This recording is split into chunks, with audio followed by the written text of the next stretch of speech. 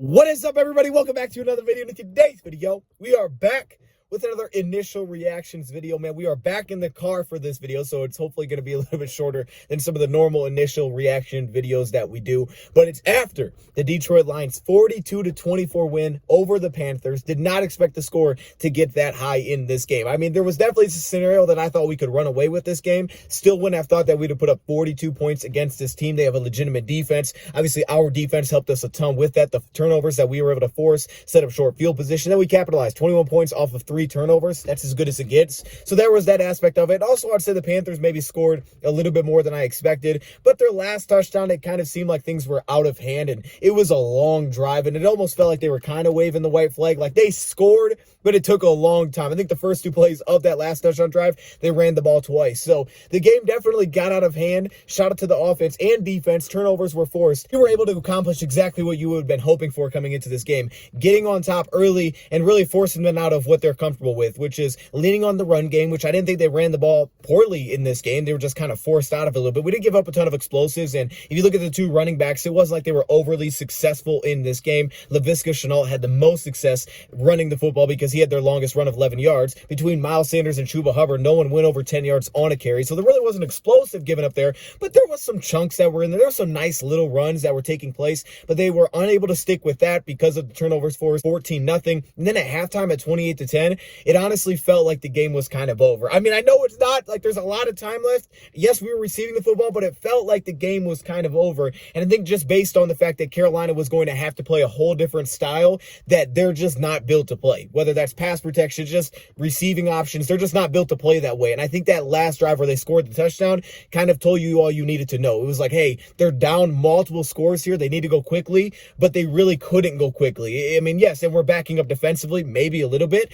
but they just were unable to get down the field quickly, and it kind of felt like, yeah, we're trying to score, but it's not going to happen that fast, and they were just not built to play in that type of game, and the Lions were able to get them in that type of the game. Handler Zavala, hopefully I'm saying his name right, he had a scary injury. I don't know any updates there as of the time I'm recording this. I guess it was a neck injury. It was a long break, like a long pause of action, so I just hope everything's all right. I did hear that he went to a hospital, so hopefully everything is okay with him. Other injury updates that we have, Emmanuel Mosley, I mean, these aren't really updates, but they said they'll know more on Monday. It didn't look like maybe it's extremely serious. It didn't look great on the field because I didn't see it happen live, but it looked like he just kind of went down on his own. Maybe he did, maybe he didn't, but off to the sideline, it was like they had him on the table, and then all of a sudden he was kind of standing up next to it. As he was walking off, it seemed to get a little bit better, but it didn't look great. You kind of expected that they're not going to try to put him back in the game, even if they could, because it's like, why? He's recovering from something, and then he comes back and he's re-injured. I'm not going to put him back into the game. So he was questionable first, and then he was downgraded to out in the second half.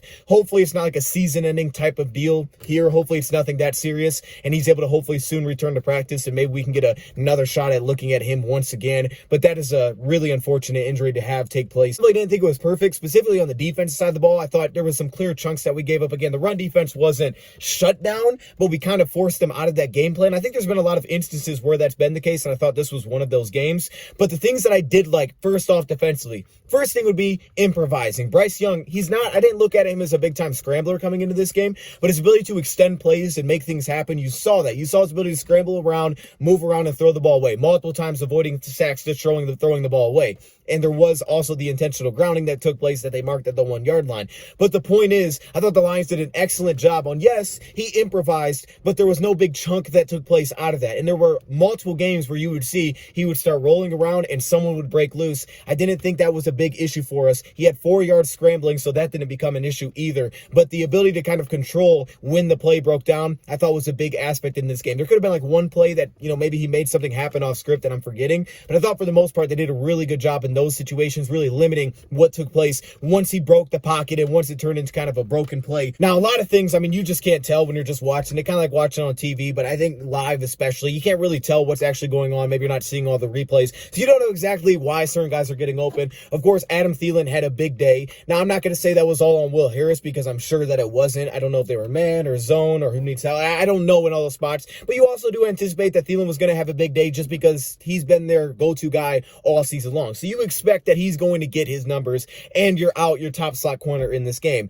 But I will say he was given a lot of praise by the coaching staff. He did have a beautiful back pass breakup. So from the initial eye test, it didn't look perfect. It looked like there were some things that were given up there potentially where maybe you could make a play or two where it's like, hey, maybe Brian Branch a little bit tighter in coverage there. However, I will give Will Harris his credit from live look. I thought there was some definite good that he threw in there. You knew he would be physical against a run. And then also the pass breakup was beautiful in the end zone. I mean, that's the play that I think everybody thinks of, but it was a pretty play. He also had the fumble recovery as well. Those two turnovers were nasty, specifically the interception, because first off, just a crazy acrobatic interception by Hutchinson. 4 interceptions. He's a dog. He's like the 4th player with like 4 interceptions and 10 sacks, some weird stat like that. So he's a dog. He's a dog pass rusher. I posted the little picture that they put in pregame of his pressure stats. He seemingly did that again just from the initial eye test. Seemingly did that again. Got a sack or like a sack and a half in this game. But that interception was so great about it. It was one of their iconic screenplays. They try to set up a tight end screen and the one hand that thing, take it in. And really, I mean, the best thing you usually hope for is like, all right, maybe we're in man and we make the play against the screen or it's incomplete. But to intercept the screen, that's something different. That is a special defensive line because look natural. Didn't it just like luckily like, oh, it hit him in the chest. Like he snagged that thing. That was a beautiful play by Hutchinson. I mean, he's just a different athlete, okay? We can tell by looking at him. He's a different athlete. That was a disgusting play. And like I said, offensively, it set us up in a position where they're strong defensively, but we were able to play such an efficient game. The run game was dominant. I thought it was a lot of the outside zone plays that we talked about in this game. David Montgomery was great, as usual, kind of what you expect. He does give you different assets in the pass game, like pass protection, but as a runner, he was great again. Craig Reynolds then stepped in, didn't miss a beat. I mean, he looked outstanding. And it was just wearing him down with Craig Reynolds. Like, what the heck is going on? The guy averaged 7.3 yards per carry. They ran excellent in this game. There was a very limited amount of bad rushing plays, and there was a lot of good rushing plays, okay? A lot of chunks that were hitting there. And, of course, the big one was the David Montgomery breaking it for a 42-yard touchdown, which I don't know that anybody would expected that to happen. Montgomery went over 100 yards, as we talked about one of our prop bets. By the way, our prop bets did pretty good. I got to say, we did pretty good there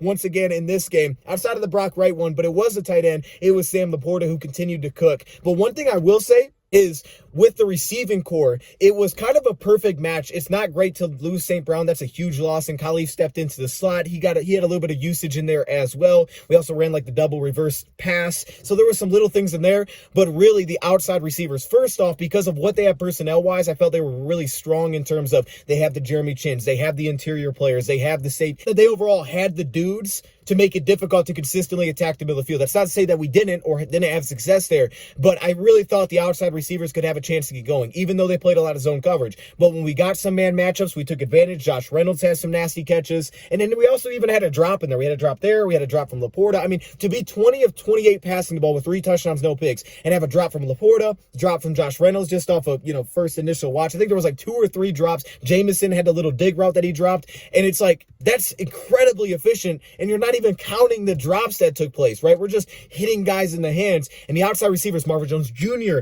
had a little bit of impact, his biggest impact this season, and I thought matchup-wise coming in, it made the most sense to go at that with Dante Jackson. He was an inactive when they put their inactives out there, but then also on top of it, not having St. Brown, and I think the Lions were able to really kind of lean into that, play into that. They were able to play with the lead, so they were able to do it on early downs, it felt like, be efficient, 1, 2, 3-step drops, put it up there. Goff was incredibly accurate watching it live, just dropping things in the bucket. The broken play that he laid out there to Reynolds, so it was an incomplete pass. I think it was to Josh that was dropped. Come back on a broken play right over the corner. I mean, it was just like, dude, he threw it right into the window, pulled him to the side. It was beautiful. So efficient offensively. But the ability to get the outside receivers going, man, I thought those were 2 things that we talked about, and they hit on both of those coming into this. Jerry Jacobs' interception. Dan Campbell gave credit to Aaron Glenn in terms of it was a little disguise. He was kind of baiting them. We gave him this kind of look. I'm sure it was like a technique look that they were giving him. I couldn't tell what coverage it was live, to be honest with you, but it looked like some coverage in terms of where he had the flat and he kind of opened up and then intercepted that pass. Maybe a little high-low concept offensively where he thought for sure Jerry's diving on the low, so we're going to go right over top of that. And those could be like those little disguises that you don't really think of. You think of safeties rolling,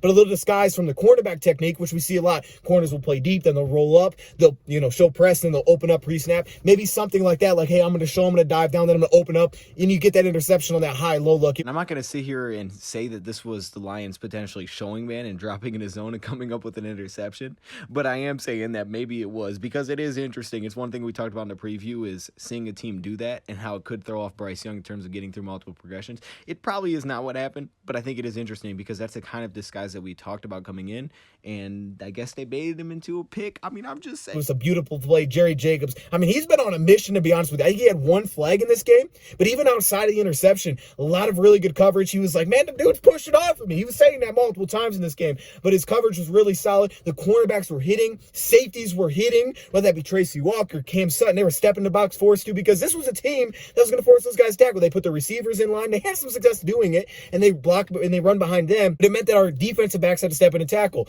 And dude, forget the size, throw it out the window. Our guys were stepping in, and they were standing up to that match. You know, they were making plays when you were the free defender and you had an open lane. They were stepping in, they were making those plays. You didn't see any hesitancy there. And I will say also from live look, it seemed like the safeties did really well, specifically when they were manned up. I think of the crossing route Kirby Joseph was on, beautiful coverage. There was another one for Tracy Walker. It just seemed like the safeties, when they were manned up specifically, right, when they had a specific route, seemed to cover it up well. And then it felt like with zone, the linebacker position, man, they were closing on those underneath routes. Maybe because they were getting there a little bit late to the checkdowns, but they were shutting those things down instantly. Alex Anzalone, Derek Barnes. I will say it felt like there was some more man mixed in. It felt like. And yeah, it can work against you. Like when they got the tight end on Jack Campbell, kind of in a goal line type of look, and they got him one-on-one and they beat him. It's like, okay, Jack Campbell, I like him in coverage. I didn't love him in man coverage coming out of Iowa. However, that's just a really tough matchup on an island. And that's kind of the thing with Thielen. It's like when you're in a slot, for example, Lions were bringing some blitzes early, slot blitzes. And I didn't love blitzing this team necessarily,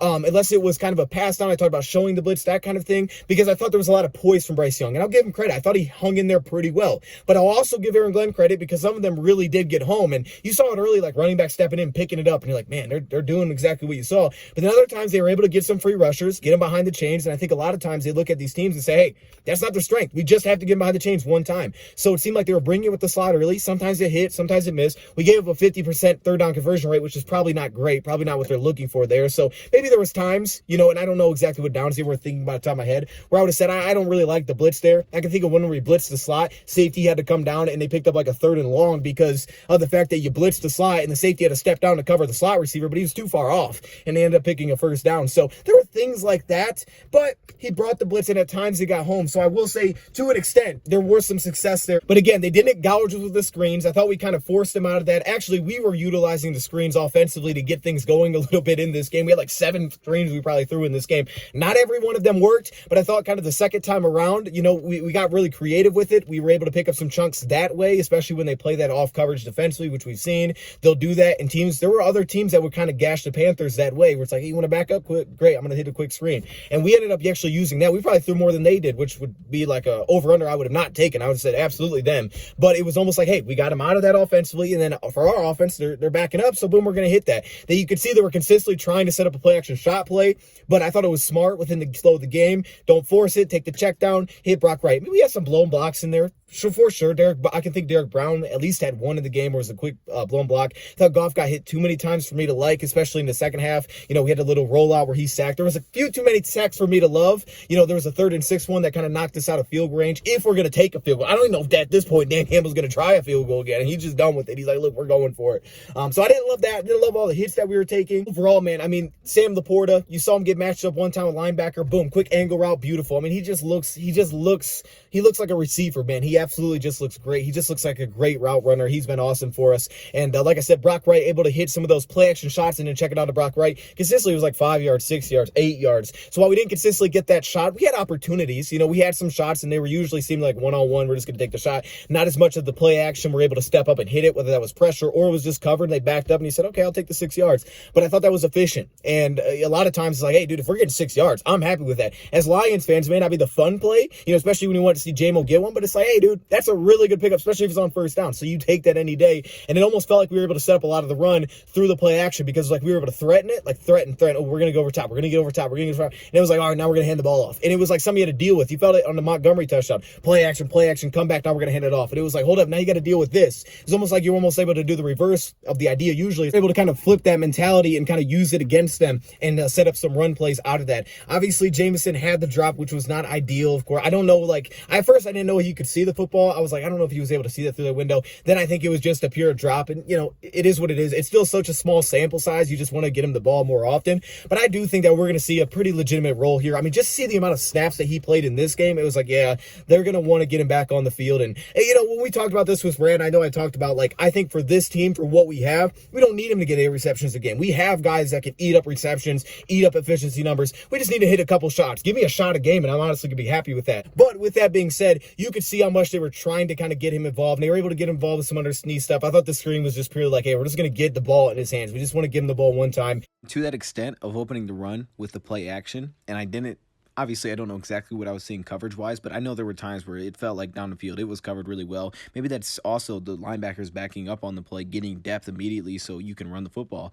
But there was a play specifically, I remember, where they ran a deep shot play action, didn't get hit. I think they checked it down with Antoine Green and Jamo. When you look at that, you just say to yourself, man, that's a lot of speed. You can do the same thing with Khalif, but those are sized receivers that maybe aren't the best route runners. I mean, Jamo can run double moves, don't get it wrong. I didn't think Antoine Green was the most polished route runner coming out, but that's a lot of size and speed that you have to deal with defensively, and I think you can work off of that, but specifically, those are going to be opportunities down the road. Came back, caught another screen, which looked like maybe a little bit in front of him, and he kind of stumbled down for a few yard gain, so wasn't maybe what you were looking for, but he stayed engaged. He blocked, and I think that's the biggest thing, you know, because we've seen, and I would bet this is preach. I would bet you. I don't know. I've never been in a receiver, you know, film room. I'm going to be honest, okay? All right, I'm not that dude. Okay? Maybe the quarterback. No, I'm kidding. But the point is, you did see him engaged as a blocker. That was, everybody was talking about that. And I think what you've seen, we've pointed out Josh Reynolds doing it. I'm like, man, I love this. You know, and he pointed out St. Brown and Khalif. Those guys always do it. So I think when you see that, and it's like, dude, look at these guys blocking. Everybody needs to do this.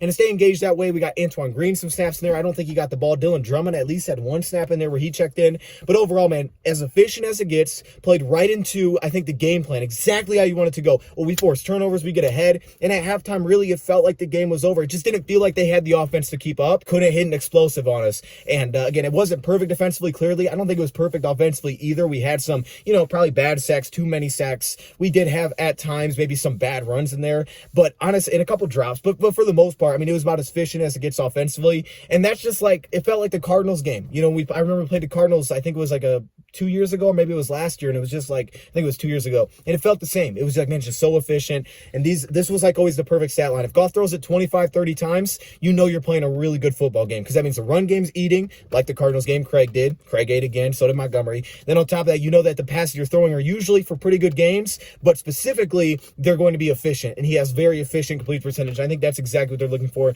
Again, more creativity from Ben Johnson offensively, and I'm really excited to watch what the defense did on the All-22, so we'll get to that. I'm trying to make those videos shorter this week, maybe just do a couple clips first side of the ball. I think that's the feedback that y'all want. I think it is, okay? I don't know. And the last thing I will say, one more note I forgot to mention, I'm just looking at my notes here, Isaiah Buggs. I had to take note of him as I was watching. I thought Jack Campbell was playing early, almost like, hey, we're going to take away some of the middle field, which we know is such a threat coming in this game. We talked about it. Whether it's screens or middle field, those two things. And it felt like Thielen was winning inside, outside. It almost felt like we were kind of forcing them to make some of those completions outside the numbers, which could have been strategy. Like, hey, man, we're going to we'll sit inside leverage with the linebacker. When they do that, they would stack it, hit out routes. It's like, okay, that's what it seemed like initial watch. But a guy I got to give credit to for real is Isaiah Buggs, because Benito Jones, not to say he didn't do his thing, but it felt like one of the early runs, couldn't get off a block. Maybe he was behind his own run, and we know this is a heavy inside-outside zone team coming in. It seemed like they stuck to that, obviously behind the receivers. But then Isaiah Buggs stepped in. You could feel presence immediately. Not to say he was the best defensive player or, you know, Benito was trash. I'm not saying that. I don't know. I'll have to rewatch it. But the point is, when Buggs came in, you felt the impact. And he was able to give us kind of a spark early, which is fantastic. And I think it speaks to having a lean Buggs, Benito, being able to trust that you can come in with a healthy scratch and Levi because it fits the game plan for this week. So that is an excellent ability to be able to do something like that. And also Romeo Okwara. I know I talked about Hutch. Romeo seemed to be kind of a flash player consistently in this game. And their tackles aren't bad. They have the rookie Icky. They have Moten on the opposite side. They're not bad tackles. And I thought Romeo was making a real impact, specifically as a pass rusher. But he seemed to be out there more on early downs. Then on pass downs, they put Charles in a little bit more speed. So for him to get some pass rush on early downs or when they were forced to pass, kind of opened it up for him. I thought he was really impactful. So, and real quick before I get out of here, I want to give two shout outs. First off, the crowd, okay? Oh my goodness, it was loud. Loud from the jump. And I think what's awesome about that, they had a little counter in terms of how many, false starts or offensive penalties they forced by the sound. And man, it was just loud in there. It was awesome to see that. And really, just compared to 2 years ago, it's just, man, that place gets loud, really loud. You can just feel it. I mean, you can see the signs flashing. It looks awesome. Then on top of that, the GOAT was also there. They had Eminem in the building. I thought that was fire. I know it fired me up. I don't know if it fired the team up, but it fired me up. Their hype show, their pregame show, all that stuff is fantastic. But there you go. Overall, I'm going to leave it right there because obviously my lights are still on and I got to turn these things off. Thank you, Prop, for watching. Lions are 4-1. I'm serious. Hey, yo, is the Super Bowl talk crazy now? I mean, hey, we don't need to go there, but I'm just saying. I'm just saying. We out. Appreciate y'all watching. Thank you, Prop, for watching, and I'm out.